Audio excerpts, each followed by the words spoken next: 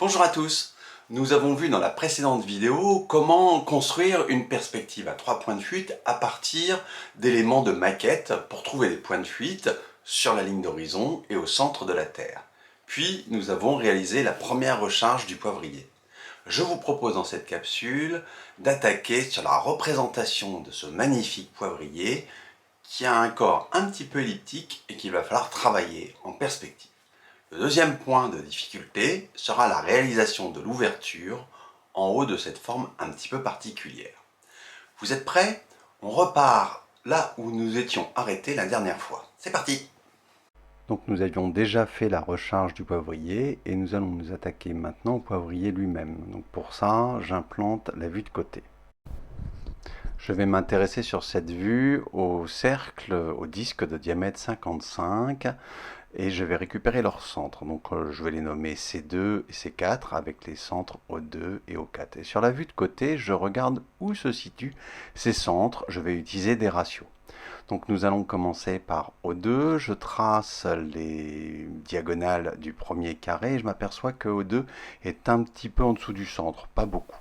Donc sur le côté en perspective, je vais récupérer ici le centre de la face, je vais faire passer une fuyante à droite par le centre et je vais tracer deux nouvelles diagonales pour trouver le carré inférieur et le centre de ce carré.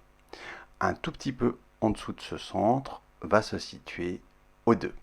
Donc fuyante vers la gauche, intersection avec l'axe du cylindre et j'ai O2. Nous allons procéder de la même façon pour trouver O4, le centre de disque C4 de diamètre 55. Donc je trace mes diagonales sur le carré supérieur, je m'aperçois que O4 est légèrement au-dessus de l'intersection des deux diagonales. Donc sur ma vue de côté, je passe maintenant en perspective, je trace mes diagonales sur le carré supérieur, je récupère l'intersection un tout petit peu au-dessus, fuyante vers la gauche, et je trouve O4, le centre de C4, que j'ai inscrit ici C4. Pour O2, nous pouvons procéder à une vérification puisque la hauteur de O2 correspond à la hauteur de la recharge transparente que nous avons déjà dessinée. Donc c'est la hauteur du point O. Donc pour ça, je passe une fuyante sur le centre en bas de la recharge, une fuyante sur le bas du poivrier, on est au sol. Ensuite, je reporte cette hauteur successive avec mes fuyantes et à la fin, je dois trouver à peu près la hauteur de O2. Comme on travaille en pifométrie et à l'œil, on peut se permettre une petite différence. Je vais m'intéresser maintenant au centre du poivrier qui est un petit peu plus large que le reste de l'objet. Donc je place une ellipse au centre, bien orientée, avec une ouverture comprise entre 40 et 20 degrés, donc 30 degrés. Je l'élargis légèrement à l'œil et je trace mon ellipse qui va marquer la zone la plus large. Je procède de la même façon en O2 et O4, mais là je veille à ce que les ellipses soient bien tangentes aux deux verticales que nous avions tracées précédemment. Maintenant, il s'agit de dessiner la recharge dans la partie inférieure. C'est un élément que nous avons déjà appris à dessiner dans la capsule précédente. Il s'agit maintenant de faire passer une ellipse par les trois points définis par les trois ellipses que nous avons dessinées précédemment et s'assurer que cette ellipse prolonge harmonieusement la recharge transparente du bas. N'hésitez pas à faire dépasser votre ellipse vers le haut. Nous procédons de la même façon à droite et nous retenons l'ouverture des ellipses pour plus tard. Il s'agit maintenant de dessiner la partie haute qui est un petit peu compliquée. Nous allons nous intéresser au disque que je viens de tracer en violet qui passe par la base de l'ouverture et nous intéresser au centre O5 et sa position par ratio. Une fois que j'ai déterminé ce ratio, je peux le reporter dans ma perspective. Je fais passer maintenant en O5 une ellipse un tout petit peu plus ouverte que celle qui est tout en haut, centrée en O5, alignée sur le centre et qui est tangent aux deux ellipses qui définissent la forme du poivrier. Je vais pratiquer la même chose pour O6 qui est tout en haut, qui est le point culminant du poivrier, et je m'aperçois que O5 O6 est égal à peu près à la distance O4 O5. Je peux reporter cette distance dans ma vue en perspective et reporter la hauteur O4 O5 sur l'axe du cylindre. Une fois cette hauteur trouvée, je peux placer une ellipse. Attention à l'orientation et l'ouverture un tout petit peu plus fermée. Et surtout, elle doit bien tangenter les deux grandes ellipses noires qui forment le corps du poivrier. Une fois cette ellipse placée, et il faut prendre un peu de temps pour comprendre ce qui se passe.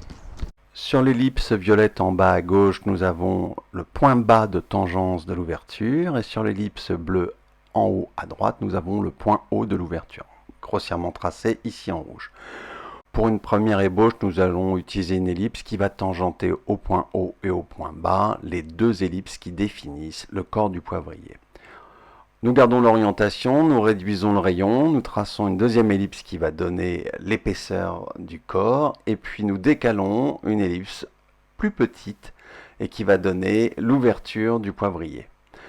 Profitez-en lorsque vous êtes dans cette zone pour faire tout de suite les lignes de forme pour permettre à l'observateur de comprendre votre produit. Il nous reste à dessiner le bouton poussoir qui permet de désenclencher la recharge de poivre.